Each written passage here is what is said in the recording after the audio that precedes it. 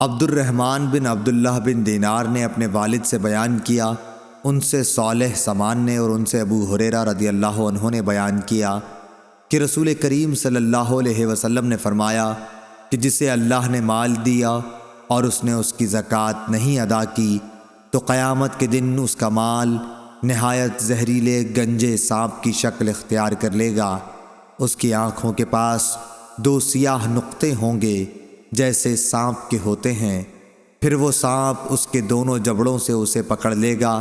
اور کہے گا کہ میں تیرا مال اور خزانہ ہوں۔ اس کے بعد آپ نے یہ آیت پڑھی، اور وہ لوگ یہ گمان نہ کریں کہ اللہ تعالیٰ نے انہیں جو کچھ اپنے فضل سے دیا ہے وہ اس پر بخل سے کام لیتے ہیں کہ ان کا مال ان کے لیے بہتر ہے،